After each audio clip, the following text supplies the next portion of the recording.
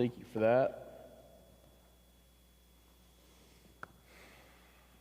It's hard to believe because it's 90 degrees outside, but today's October 1st.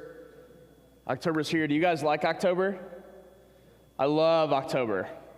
I love the changing of the seasons and the leaves and the weather change, and we get our sweatshirts out and all that good stuff. And we have this collision of football and baseball. Well, not the Cardinals, but we have this collision of football and playoff baseball. We finally get to watch some playoff baseball because I haven't seen any in St. Louis happen all year.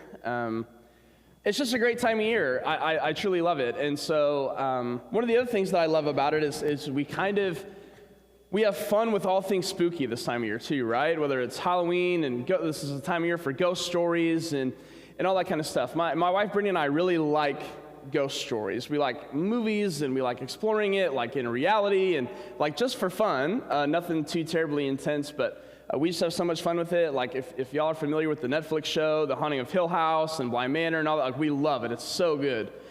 We like hearing real life stories and testimonies of people who've experienced things and things of that nature. We've also traveled, and I've been to a lot of places that are historically haunted. In St. Louis, I've stayed at the Lent Mansion, which is related to the Lent Brewery, which is one of the more haunted places, famously, in the world. My family and friends, we rented out all the rooms there. It's a B&B now, and we rent out all the rooms so we could kind of go around and make noise and explore the house all night long and not weird out other people that were staying at the Airbnb. And we stayed there, and it was fun. My wife and I have traveled to New Orleans, which, as you can imagine, has all sorts of interesting historical aspects and cultural aspects of how people view the paranormal from like the Cajun point of view and the French point of view and the Spanish point of view. It's a really interesting place to be. And we've been to Savannah, Georgia as well. We wanted a ghost tour in Savannah, Georgia. Saw some haunted things there. We really like Savannah. Wish we could have spent more time in Savannah, but we just like hearing stories historically and otherwise. That's a bar in Savannah that we went to that's famously haunted. I think a couple of shows have been there to this bar, and supposedly the upstairs is more haunted than the downstairs, but they have storage and things like that there, so we couldn't go. But they let us go into the basement, which they kind of use as an event space now. And me and Brittany, my wife, and my brother-in-law went down there, and we were having fun with it, taking pictures, and they didn't like it quite as much when I was sort of taunting the ghosts at the time to try and get them to show up, but we didn't really see too terribly much. But in Savannah, I don't know if you know this, but John Wesley, the founder of Methodism, spent time in Savannah bringing Methodism to the United States and bring part of the Protestant movement to the United States. In his house in England, his family, it was just common knowledge among the family that they had a ghost living in the house that John Wesley lived in. His name was Old Jeffrey.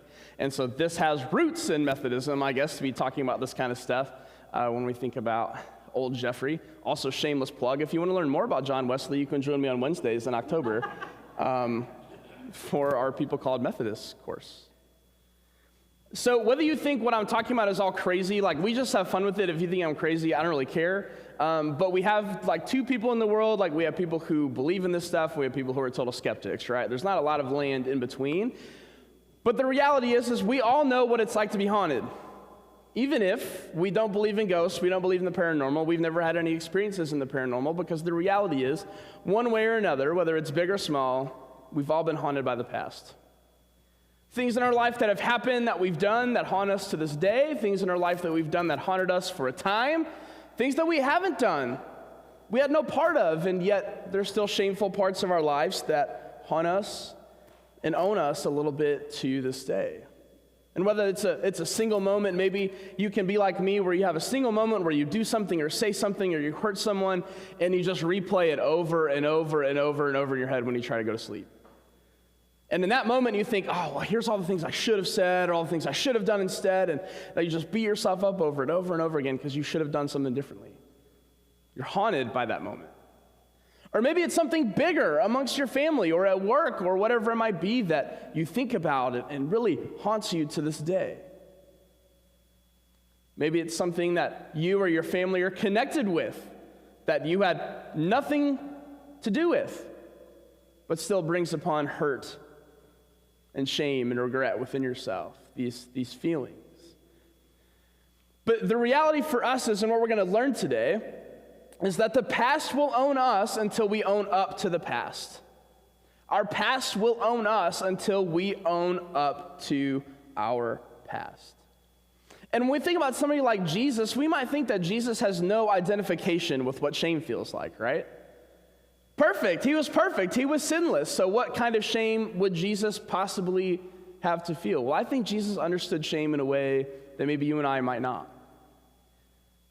Because Jesus had shame in his life, and he had a public image placed upon him that was unfair, and a lot of it was based upon his family line, his ancestry, and his genealogy. See, in our world today, we have things like 23andMe and Ancestry.com who are just making fortunes on our sort of interest in where we come from and who we come from. But in the time of Jesus, that was everything. Who you were defined who you are. Who you are connected to defined who you are. What kind of family you came from. When we hear lines about Jesus' life where people learn that he comes from Nazareth and they say, can anything good come from Nazareth? This is born out of this idea that what kind of stock you're born into makes a difference. And we can still recognize this today, right? Our family history has a lot of say in who we become as a person, doesn't it? More than maybe we even want to admit. A lot of times, our family history can set us up for success or set us up for failure, even though we have nothing to do with it. If you've ever done your ancestry history or things like that, we typically have things that we like to brag about because I'm a direct descendant of so-and-so. And then maybe there's another portion of the family tree that I don't really talk about that portion of my family tree. We don't really associate with this part of my family. Jesus felt that kind of shame because Jesus came from a messed up family. I'm talking messed up. And we're going to learn about part of that today when we look at Genesis 38 together. It's the story of Judah and Tamar. Now, there are some PG-13 themes happening in Genesis 38. I'm skipping over some of the more mature stuff, but quite frankly, like, this book would not cut it. And if this was outside of the Bible, this is not in public schools, this is not in libraries, can't be read. Just be real. It's pretty bad. It's one of those chapters that you read it and you're like, what? But we're going to break it down together and kind of decipher what it all means. And so rather than looking at this long chapter that tells a story, an impactful story, I'm going to kind of summarize here and then pick up a couple of verses that bring everything home. Sound good? So Judah, who, if you know, is the brother of Joseph. In chapter 38, Judah has just sold his brother Joseph into slavery. You guys remember that story? Joseph is sold into slavery. It was actually Judah's idea. Judah's brothers wanted to kill Joseph. And Judah says, nah, let's just sell him into slavery. It'll be fun. And then we turn the page, and now we get a little bit of Judah's backstory happening here in the rest of Judah's life and what Judah's life looks like. Well, Judah gets married. We don't hear about what Judah's wife's name is, but Judah gets married, and they have 3 boys. His oldest son, named marries a woman by the name of Tamar. Okay? This can get it, even when you're reading it, it gets kind of messy. So I thought I'd bring a family tree with me so you can follow along. Make sense?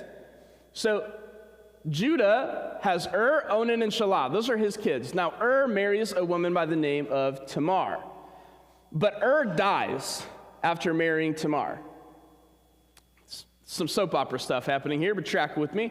Dies after marrying Tamar. Now, the Levirate law of the Jewish tradition, this is not just tradition, this is law, required that if the male spouse passed away, then the brother or closest relative of that male spouse would marry the widow to carry on the family line. Makes sense? So next up in line to marry Tamar is the guy by the name of Onan. But Onan refuses to carry on the family lineage, if you're tracking what I'm saying. He refuses to carry on the family line, and then Onan dies. So now we have 2 deceased husbands. But because 2 of Judah's sons have died when marrying Tamar, what do you think he does with the 3rd one? He hides him. I don't want to lose all 3 of my kids, would you? Who knows what's going on in that house? So he hides his 3rd son. But Tamar knows that carrying on this family line is not only her religious right, it's her legal right. Because it wasn't just the religious tradition of the day, it was the law. This is why we see in stories about the Bible where you hear about lawyers who are actually religious experts, is because they became one and the same. So Tamar knows that she has the right to the 3rd of Judah's son's child. To be married to the 3rd son, to have a child with the 3rd son. But Judah hides this third son, separates himself and their family entirely from Tamar. So Tamar takes matters into her own hands. Tamar takes matters into her own hands. She hides herself, she hides her identity, but pretends to be a prostitute, tricks Judah into sleeping with her, and this is where our story picks up. You guys tracking this mess? So Judah ultimately has just inadvertently, unknowingly slept with his daughter-in-law. All right, let's pick up. About 3 months later, Judah was told, this is Genesis 38, starting in 24. About 3 months later, Judah was told, your daughter-in-law Tamar is guilty of prostitution, and as a result, she is now pregnant. Judah said, bring her out and have her burned to death. As she was being brought out, she sent a message to her father-in-law. I am pregnant by the man who owns these. And she added, see if you recognize whose seal and cord and staff these are. That's what she received as payment upon their encounter, let's say. Okay? And she did that so that way she could prove this relationship. Make sense? So this is what's happening. Is she's sort of providing his supplies to prove of their relationship happenings. Judah recognized them and said, she is more righteous than I, since I wouldn't give her to my son Shelah. And he did not sleep with her again. Especially in a patriarchal society, it would have been super easy for Judah to just have been like, nope, not true. Nobody would have batted an eye. In fact, the people that are probably bringing these charges on Tamar probably, quite frankly, wouldn't really care, because they would like to see justice done, and a lot of times, unfortunately, in the patriarchal society, justice done meant reprimanding the female in whatever discretion she might have been caught in. But imagine how this changes Judah's life. Imagine the reputation that's brought upon him for what he did, albeit that he did it unknowingly. To do what he did with anybody would not have been great. But what a disaster. And so it's easy for us to sit there and say, well, yeah, I mean, he got caught red-handed and he did the right thing. Who's to say? Who's to say the things that she brought along with him could have actually been publicly proven and we could have just put her to death and moved on? We think that that is the easy way out, right? And maybe if we put ourselves in those same shoes, in that same cultural context, even though it's difficult to, that's the decision that makes sense. I get out of trouble. We can all move on with our lives. Judah could have easily taken that route. So my son is 2, and he's just getting to the age now where he understands what he's supposed to be doing and what he's not supposed to be doing. And so what that leads to is that we'll obviously see him doing something he's not supposed to be doing, or doing something in a way he's not supposed to be doing it, or leaving something undone that he was supposed to do, and we'll catch him on it. And what do you think he does? He lies through his teeth. And he either says, no, I didn't do that. Yes, I did do that. I don't know how it got undone. Or no, the thing that I was supposed to do, I really wasn't supposed to do. Right? He lies through his teeth. Why? Because there's something within us, whether it's because he's 2, it's like he receives punishment in our household for doing or not doing these things, but I also think there's this intrinsic desire to avoid shame, right? He knows he's done something wrong. The way to avoid it is if I can just lie about it, I can get out of it, and we can all move on with our lives. He is 2 years old. There is something natural, psychological, biological within us that wants to do this, right? To avoid shame, to avoid punishment. And so the way that we do that, sweep it under the rug and we'll all move on. What's the problem with that? It's still there, right? We know it. Oftentimes the people we're lying to know it. Our past is going to own us until we own the past. And the problem, I think, in our culture, in our world today, is that it is becoming more and more and more of a cardinal sin to change your mind, to admit that you were wrong when you had a certain perspective, to admit that you're wrong when you've done something wrong. Our leaders, our public leaders take this approach. We've done something wrong. We don't confess to it. What do? We either deny it or we distract. We say, no, that didn't happen. Or we say, well, did you see that person? They're worse than I am. So we can avoid shame being placed on ourselves. The problem with this is that we invite ourselves to be haunted by the past when we don't own up to the past. We invite ourselves to be haunted by the past when we don't own up to the past. So when we take a look at Judah, as messed up as he was, as horrible of a mistake as he made, remember, he made two. He hid his third son, and he slept with his daughter-in-law. Two mistakes. But what does Judah do differently than many of us would? He doesn't double or triple down on the mistake.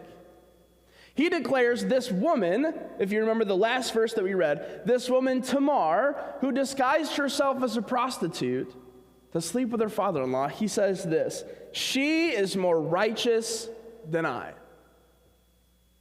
She is more righteous than I. Judah repents.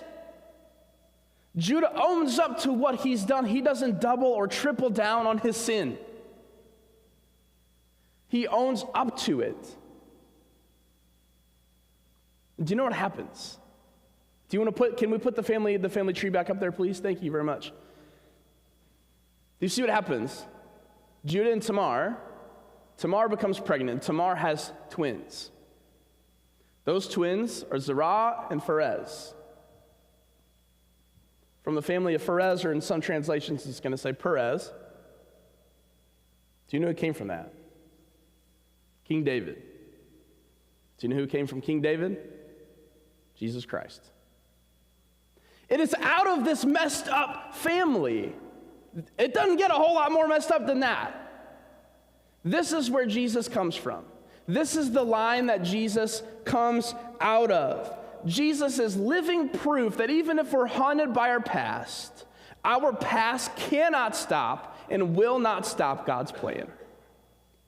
Our past cannot stop God's plan.